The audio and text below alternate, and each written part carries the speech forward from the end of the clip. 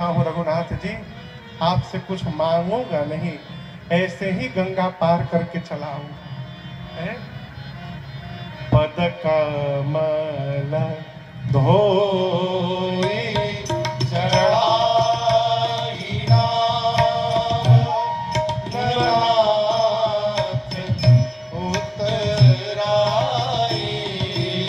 चहो मोहि राम राउर आन दशरथ सपथ सब साची। केवट जी बोले पांव धोऊंगा, नाव पर बिठाऊंगा, गंगा पार ले जाऊंगा, रघुनाथ जी कुछ नहीं मांगूंगा, ऐसे ही चलाऊंगा। आपको विश्वास नहीं है राम जी, तो आपकी सौगंध लेता हूं, आपके पूज्य बाबूजी की सौगंध लेता हूं, कुछ नहीं मांगूंगा। जैसे केवट जी ने राम जी और दशरथ जी की सौगंध ली, लक्ष्मण जी को आया आवेश, इसकी इतनी हिम्मत, इसने पिताश्री और भैया की सौगंध ले ली, निकाल लिए बाण, मार दूंगा इसको। केवट जी बोले बहुत सुंदर, बड़ा भाई मांग रहा है, छोटका बाण दिखा रहा है, मार दीजिए। परु तीर मारहु लखन पे, परु तीर मारहु लखन पे, जब लगी न पाय पखारी हो, तब लगी न तुलसी सास नाथ, कृपाल पार उतारी हो, तब लगी न तुलसी सास नाथ, कृपाल पार उतारी हो, तब लगी न तुलसी सास नाथ।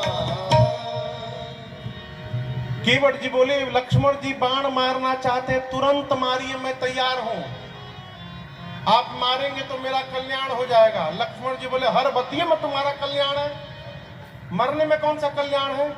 केवट जी बोले मैंने सुना है कि मरते समय आपके भैया का नाम यदि मुख पर आ जाए तो जीव को सदगति हो जाती है, आप बाण मारेंगे, मैं मरूंगा, राम जी का नाम नहीं, साक्षात राम जी ही आंखों के सामने रहेंगे, इससे बड़ी मृत्यु किसको प्राप्त होगी, जल्दी मारिए। और एक बात बोले,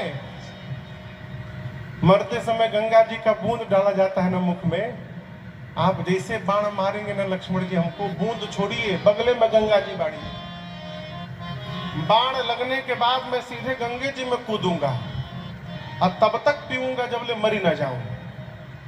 अब बताइए, लाभ नहीं है, आपके भैया दयालु हैं, कम से कम मेरी अंतिम क्रिया तक तो राम जी रुकेंगे ही यहाँ पर है। एक तरफ गंगा जी रहेंगी, एक तरफ राघव रहेंगे, और दोनों के बीच में केवट की चिता सजाई जाएगी। ऐसी मृत्यु संसार में किसी को नहीं मिलेगी। हम एकदम तैयार हैं, जल्दी मारिए, लेट मत करिए। अब लक्ष्मण जी सुनी तो बड़ा ज्ञानी है वो, लक्ष्मण भैया बाण अपना पीछे रख दिए। केवट जी की इस अटपटी बात को सुनकर, सुन केवट के बैन प्रेम लपेटे अटपटे, निह से करुणा है चित जानकी लखन तन। केवट भैया की अटपटी बात सुनकर भगवान मुस्कुराए, बिहसे, और कृपा के सिंधु रघुनाथ जी ने केवट जी पर कृपा कर दी। कृपा सिंधु बोले मुस्काई,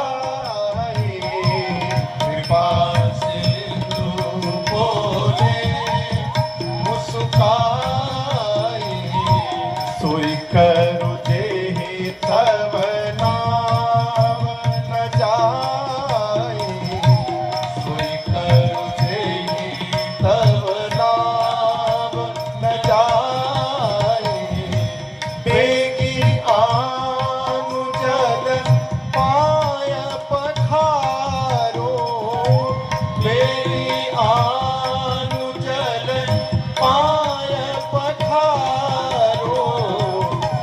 विलंब होता रही पारो, होत विलंब होता रही पारो, होत विलंब होता रही पारो, होत विलंब होता रही पारो। भगवान ने केवट जी से कहा, केवट जी शीघ्र जाइए, जल लाइए, पांव पखारिए, उस पार पहुंचाइए, विलंब हो रहा है। जैसे भगवान ये बात बोले, केवट जी वहीं बैठ गए। राम जी बोले लक्ष्मण जी से, तो बैठ गए भाई साहब, पूछिए क्या हुआ। लक्ष्मण जी बोले क्या हुआ, धोने के लिए बोले हैं, लाकर धोते क्यों नहीं हो। केवट जी बोले धोने के लिए बोले होते ना तो कब का धो दिया होता। राम जी पखारने के लिए बोले हैं। लक्ष्मण जी बोले धोना पखारना अलग है का भाई साहब। केवट जी बोले एक ही होता तो दो शब्द क्यों बनाया जाता। धोने का मतलब अकेले ला के रगड़ के धो दो, अब पखारने का मतलब बगल में परिवार को, पत्नी को, बच्चों को बिठा के और सबके साथ धोने का नाम पखारना है। अकेले कैसे पखार दे।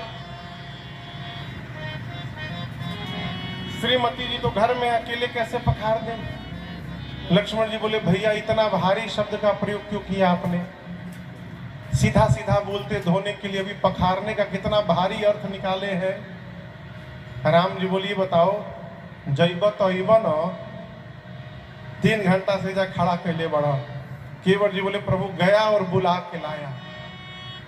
रघुनाथ जी ने आदेश दिया और दर्शन करिए। कवितावली में गोस्वामी जी कहते हैं, अरे प्रभु रुख पाई के केवट जी गए, बोलाई बालक घर हूं। पत्नी को बुलाया, बच्चों को बुलाया। केवट जी ने सबको सिखाया, नदी के किनारे जाइएगा, 2 पुरुष हैं, सांवले गोरे, गोरके के पास भूल कर मत जाइएगा, बहुत डेंजरस है, हर बात में बाण निकाल के खड़ा हो जाता है। गोरे वाले एकदम खतरनाक, सांवले वाले बोलते ही नहीं है। 3 घंटा बाद तो एक बार हमसे अभी बोले हैं, उनके पास जाकर अब बंदी के चरण चहु दिसी बैठे मेरी घेर। केवट जी ने सिखाया है कि चारों ओर से राम जी को घेर के बैठ जाना। पत्नी पूछी प्रणाम करना तो ठीक है, ये घेरने का क्या मतलब। केवट जी बोले 3 घंटे से खड़ा किया हूं, 3 घंटा भी और करना है। घिरे रहेंगे तो भागने का रास्ता नहीं मिलेगा और राम जी वहीं खड़े रहेंगे। केवट जी का परिवार आया, भगवान को प्रणाम करके चारों ओर से घेर कर बैठ गया। केवट जी पहुंचे घर, सोचने लगे कठौता ले चली कि कठौती ले चली। दिमाग लगाए, कठौता स्त्रीलिंग है, जड़ी बूटी का असर होगा तो मेहरारू बनी। कठौता पुलिंग है, जड़ी बूटी का असर हुआ और लड़का बन गया तो आनंद हो जाएगा। यही लड़कवा से दिन भर नाव चलवाए और साजी का हिसाब लिहल करे, मालिक बन जाए हम। कठौती नहीं लिए, छोटो सो कठौता भरी, आनी पानी गंगा जू को। छोटा सा कठौता लिए, इतना छोट कि राम जी के कहीं गोड़ावे में। छोटा कठौता में गंगा जल लेकर आए, बोल नहीं रहे कि गंगा जल है, गंगा जी के पानी ले आई बनी। लक्ष्मण जी बोले पानी की जल। केवट जी बोले आपके लिए जल होगा, हमारे लिए पानी है। इसी गंगा पानी में हम लोग सारा कर्म करते हैं, लेकिन आज इस गंगा पानी को गंगा जल बनाने का अवसर प्राप्त हुआ है, इसलिए इसको लेकर आया है। कठौता का साइज देखते लक्ष्मण जी आग बबूला हो गए। राम जी से बोले भैया जानबूझ के छोटा लाया है, ये बड़ा क्यों नहीं लाए। केवट जी बोले मलिकार छोट आदमी का सब सामान छोट हो ले। रुआ जोन छोट लौकता न, हमारी आंख से जब देखेम तो उहे रुआ के बड़ दिखाई देवे लगी। हम छोटे आदमी हैं सरकार, हमारी लगे सब छोट छोट सामान है। अब क्या करेंगे, इसी में धुलाना पड़ेगा। भगवान का दाहिने पांव रखे, धोई पाय पियता पुनीत बारी, फेरी फेरी, बदल बदल के कई बार पिए। दाहिना पांव धोए और धोकर पूरा पानी पी गए। बोले प्रभु बायां बाकी भाभी, रुकी रुकी। लक्ष्मण जी बोले हम जानते थे यही करेगा ये। अब गया दोबारा लेकर आएगा। गए फिर गंगा किनारे जल लेकर आए, बायां पूरा रगड़ के धोए और धो के बैठ गए। भगवान बोले पांव निकालो बाहर। बोले प्रभु भूल हो गई मेरे से। क्या कर दिए? बोले दाहिना पांव प्रभु धोया था मैं, आप फिर से नीचे रख दिए और फिर से धूल लग गया उसमें। तो राम जी बोले ऐसे तो तुम जितनी बार धोगे उतनी बार लगेगा। बोले प्रभु बायां में नहीं लगेगा, बायां को पोंछ देता हूं, इसको आप हमारे गमछे के ऊपर रखिए प्रभु, और दाहिना पांव एक बार और धुलाना पड़ेगा। धूल लग गया है नाथ उसमें। तीसरी बार पानी लाए, दायां पांव दोबारा रगड़ के धोए और तीनों बार का पानी अपने पी गए। अब भगवान केवट जी के गमछे पे खड़े हैं। लक्ष्मण जी बोले हो गया ना, धो लिए ना, अब पार ले चलो। केवट जी बोले हमारा लड़का हमारा मुंह देखे आई बड़ा फन है। जो हमारे परिवार में बच्चे आए हैं, हम पियत रहनी तो छोटका मुंह बौले रहना। लक्ष्मण जी बोले 3 बार तुम पिए हो, बच्चों की याद नहीं आई? केवट जी बोले पहले हमारा पेट भर जाओ तब न इनकर भरने के सोचे। प्रभु 3 बार में मैं तृप्त हो गया हूं नाथ, एक बार और धुला लेंगे नाथ, छोटे छोटे बच्चे हैं नाथ, इनको भी प्रसाद मिल जाएगा। भगवान बोले ठीक है जाओ। चौथी बार गए, पानी लेकर आए, धोए, और आप सोचिए क्या दृश्य होगा। राम जी स्वयं अपनी आंखों से देख रहे हैं और केवट जी भगवान के चरणामृत को लेकर अपने बच्चों का मुख खोल खोल के और अपने हाथ से बच्चों के मुख में डाल रहे हैं, और भगवान के सामने ही केवट जी ने पूरे परिवार को तार के रख दिया, सबको चरणामृत पिलाया। पूरा परिवार जब पी लिया, लक्ष्मण जी बोले खोज लके छूटल लिखे ना, सब पी लिया, अब ले चलो। केवट जी बोले गांव वाले आप तो उस पार चले जाएंगे, हमको लौट के इस पार आना है ना, कौनों पुकी आएंगे इधर ही आएंगे, किधर से भी आएंगे, लौट के इसी गांव में आना है। गांव वाले छोड़ेंगे? एक झंझट से निकाल कर दूसरे झंझट में क्यों डालना चाहते हैं प्रभु? एक बार इसके एक बात के ऊपर चले नहीं, एक बार और भुला लीजिए। 5वीं बार प्रभु ने कहा ठीक है जाओ। गए, जल लाए, धोए। अब सोचिए गांव में कितने आदमी होंगे। खोज खोज के केवट जी लगे चरणामृत बांटने, बांटते बांटते आंख से ओझल। कि वो खेत में काम करता तो चले गए खेत में बांटने, 2 घंटा समय लगा। केवट जी का परिवार राम जी के चारों ओर बैठा है। लक्ष्मण जी आग बबूला, केवट जी के बच्चों से पूछे कहां गए तोर बाबूजी? लड़का बोले हम क्या जानी कहां गए। 2 घंटा बाद केवट जी नाचते सबको चरणामृत पिला के आए। लक्ष्मण जी एकदम आग बबूला बोले अब लेके चलो उस पार। केवट जी सोचे अब बोलूंगा तो मार डालेंगे। राम जी से जाकर बोले प्रभु एक बार और धोऊंगा अभी। अब क्यों धोगे? अब कौन बचा है? कितना विलंब हो गया है, अब किसके लिए धोगे? कितना विलंब हो रहा है? केवट पार उतारो। केवट जी बोले प्रभु ऐसा ना कहिए, आपसे पहले भी पार होने के लिए बहुत लोग लाइन में खड़े हैं। राम जी बोले दिखाई तो कोई नहीं दे रहा है केवट जी। केवट जी बोले यही तो बात है प्रभु, आप अब तक उन लोगों को देखे नहीं है, इसलिए सब फंसे हुए हैं। आपकी दृष्टि पड़ गई होती नाथ, सब कब के पार हो गए होते। कोई पार नहीं हुआ है अब तक। पूछे कौन पार नहीं हुआ है? बोले मेरे पितृ पार नहीं हुए नाथ। जो स्वाद मेरी जिह्वा को मिला है वही स्वाद मैं अपने पितरों को आज देना चाहता हूं। एक बार पांव धुला लीजिए। प्रभु ने अनुमति दी।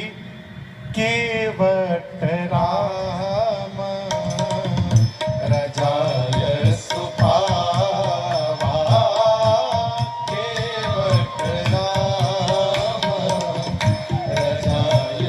सुपावा पानी कठवता भर ले आवा पानी कठवता भर ले आवा अति आनंद उमगी अनुरागा अति आनंद उमगी अनुरागा चरण सरोज पठारन लागा चरण सरोज पठारन लागा चरण सरोज पठारन लागा। जैसे प्रभु ने आज्ञा दी केवट जी अति आनंद उमगी अनुराग अति आनंद अति उमंग अति अनुराग के साथ जल लाए और भगवान के चरणों को पखारने लगे। याद रखिएगा यहाँ पर केवट जी जैसे गंगा जी को लेकर आए, गंगा जी ने भगवान के पांव के नख को देखा। पद नख निरखि देव सरि हरसी। गंगा जी केवट जी को धन्य धन्य करने लगी। क्यों? केवट जी से गंगा जी बोली, केवट जी एक ब्रह्मा जी हैं जो मुझे भगवान के चरणों से दूर कर दिए, और एक आप है जो फिर से मुझे भगवान के चरणों तक पहुंचा दिए। केवट जी